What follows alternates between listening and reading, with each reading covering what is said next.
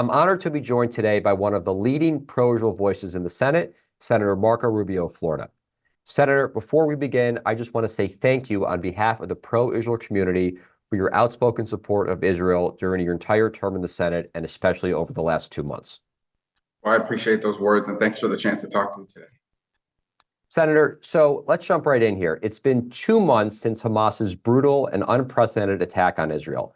Before we dive into some of the policy issues facing the U.S. and Israel right now, I would wonder if you could just take a moment to reflect on the past 2 months of war from your place in the Senate. Well, it's obviously tragic, and we would all hope that we wouldn't be talking about this here as we end this year. But it's also been revealing on a number of fronts. I think the first is that evil continues to exist in the world. You know, many of us have long talked about the existential threats that Israel faces, in essence, surrounded by enemies who are now well-equipped, well-armed, increasingly well-trained, and willing to do whatever it takes to drive every Jew out of the Middle East. And so I think it's been revealing that that remains the case, and that's not a theoretical threat, it's a real one. I think here at home, it's been revealing. Unfortunately, we've seen great people rally, including both parties. And we've also seen, this is also sort of uncovered or revealed to us, this deep-seated anti-Semitism. I've long talked about how being anti-Israel, or as they call it, anti-Zionist, and that somehow that's distinguishable. You can distinguish that from anti-Semitism. To me, it's the ability to wrap anti-Semitism in a political cloak. And we've seen that manifest itself. And I think what's been most troubling is if you look at the institutions in our country that we've long looked at as the seal of approval, the source of excellence, the place we want our kids to one day go to, that if you graduate from that school, it de facto means, you're a smart person. If you went to Harvard, if you went to Columbia, if you went to Penn and these Ivy Leagues, we start to recognize that these are places where they may have really smart people, but they're not necessarily wise people. And more importantly, deeply influenced by an ideology that now has been revealed, both in the faculty and the administration, and frankly, in the student body. Look, universities have always been home to radical political thought, but I don't think anyone sort of fully perceived how pervasive it had become on this issue in particular. I think it's been shocking for a lot of Americans to see. I think it is going to have a permanent impact on how people view certain institutions in our country. Senator, so you mentioned some of the things we've seen on college campuses, protests, et cetera. We've seen this in major cities around the country. We've seen it on Capitol Hill. You actually had your own brush with Code Pink protesters in Washington just recently. Let's take a look at what you said. Senator Rubio, will you call for a ceasefire? No, I will not. Gaza? On the contrary. Rubio, are you filming it? Wait, so I want you guys to get this. I want them to destroy every element of Hamas they can get their hands on. These people are vicious animals who did horrifying crimes. And I hope you guys post that. And what about the civilians that are being killed every day? Hamas should stop hiding behind civilians, putting civilians in the way. Hamas knew that this was going to lead to this. So Hamas should stop building their military installations underneath hospitals. So you don't care that 15,000 have died? You don't care about the babies that are being killed every day? I think it's horrifying. I think it's terrible, and I think Hamas is 100% to blame. That's what I think. Make sure you post that, please. So I don't know if it was your intention to go viral, but why did you think it was so important to speak out there? Well, first, let's understand that even though that group, I think, is representative of a bunch of different groups. Just here yesterday in the Senate, we had a group try to take over the Hart building, left a mess behind and demonstrating and so forth on behalf, they say on behalf of a ceasefire, but really, if you dig into it, they're pro-Hamas. That particular group, Code Pink, is just a radical Marxist group, anti-American, aligned. They're not out there protesting the Uyghur Muslim genocide in China. They don't talk about that at all. Where are the protesters for that? Where are the marches in the streets of America and in the Arab world, for that matter, with expressing outrage at the fact that in China, Uyghur Muslims are being not just detained, but are being killed, forced sterilization, forced abortions, forced to change their names, their kids kidnapped, forced labor. Where are the protests for that?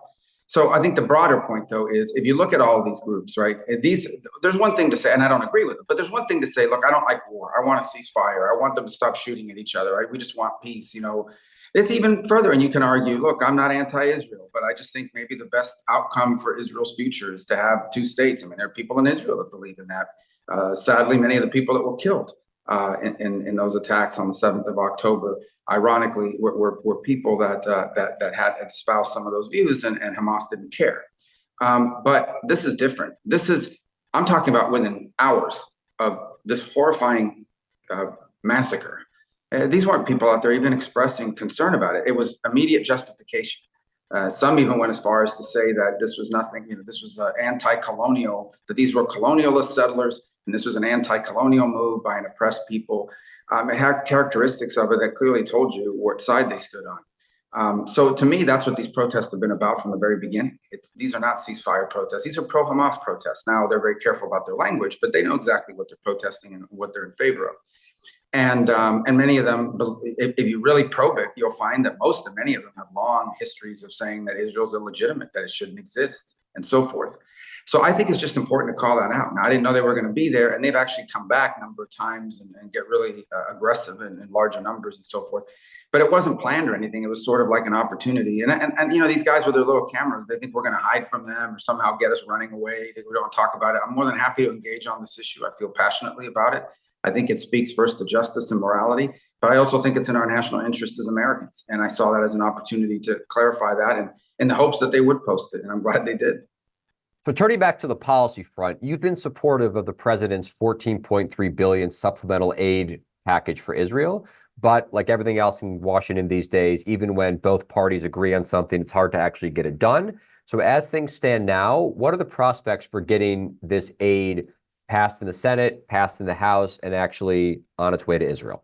Well, first, let me say that if we wanted to pass funding for Israel, it would pass in a heartbeat very quickly in the House. And, we have procedural differences with the House, so it takes a little longer in the Senate, but a couple of days. We could do it. It could happen very quickly. The reason why it's not is because the leadership here in the Senate has decided and determined that they're not going to separate that aid. They're going to tie it to everything else. Now, let me tell everybody about the good news. The good news is that about 2 years ago, Senator Coons, a Democrat, and myself codified the Memorandum of Understanding with Israel. So Israel's funding for the next 7 years now is a 10-year Memorandum of Understanding. For the next 5 or 6 years is codified. It doesn't need congressional authority. And you can pull forward dollars from future years.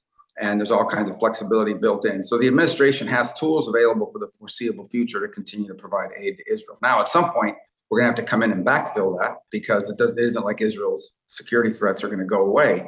But we have the luxury of time and we also have the luxury of support. Unfortunately, it is tied into a broader issue, and it really boils down to this. People like myself that are willing to continue to do more to help Ukraine, but also insist that our domestic issue with a mass migration situation we have at our own border be addressed concurrently with it. And that's the showdown now. And so the Israel aid is tied to that. So the good news is nothing's going to interrupt U.S. aid to Israel because it's been codified, a law we passed, my law that we passed a couple of years ago. But at some point, we'll have to come back and do more. And it enjoys widespread support. I don't think it'll have any short-term impact on the effort that Israel is carrying out. I think long-term, we'll have to come back and do something. So another piece of legislation that you're currently working on is the SHIP Act alongside Senator Maggie Hassan of New Hampshire. This is a bill that would impose sanctions on foreign ports and refineries that process Iranian petroleum. Why is this bill so important right now, and what are its prospects for passing in the Senate?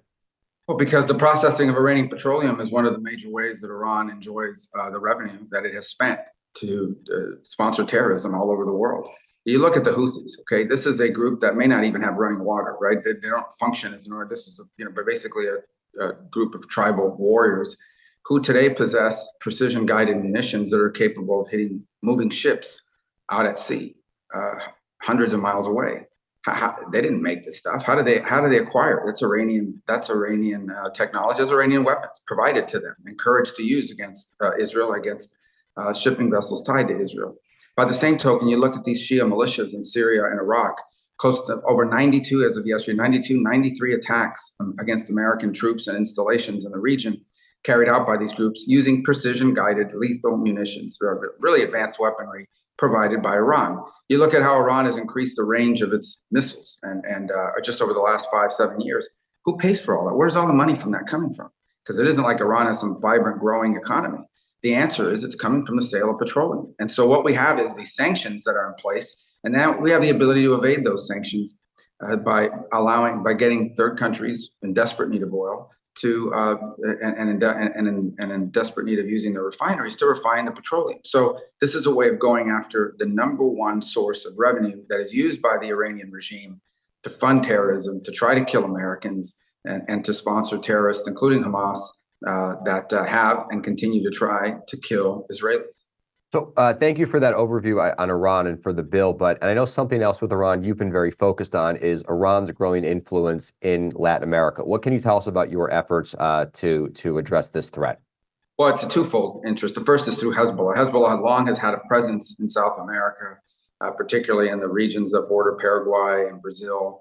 And they use it as a place to raise money. In essence, they conduct business activities from illegal flavored tobacco to everything you can imagine. They basically do business there and they generate revenue for Hezbollah.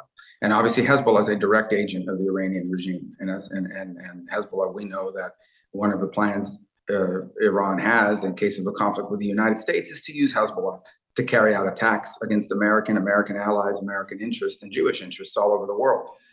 By the same token, the Iranians themselves are increasingly present in the region, particularly in Venezuela, where they have found a strong foothold, not just in selling weaponry to the Maduro regime, but the Maduro regime provides them travel documents so that their IRGC agents can move around the world using assumed identities and fake identities. They provide them a base of operation. So it's not that they're not present in other places, but their strongest relationship right now in our region is via Venezuela. So why does Iran want to be present in our region? I go back to what I said. Iran's not going to try to build 10 aircraft carriers. They're not going to try to beat us in a war frontally or by confronting us airplane to airplane. What they hope to do is to carry out attacks against Americans, including in the homeland and around the world. We know, for example, that Iran is actively trying to kill former government officials tied to the Trump administration and tied, at least in their mind, tied to the taking out Soleimani and the strike on Soleimani. So how do they do that? Well, they have to have a presence. They have to have the ability to be somewhere in the region so they can inflict a price on us in case of a conflict. That is part of their asymmetric, meaning non-traditional methods that they're developing. And so how you deal with it, number one, is I think you've got to create more awareness about it. A lot of people just don't associate Latin America and the Western Hemisphere with Hezbollah and with Iran.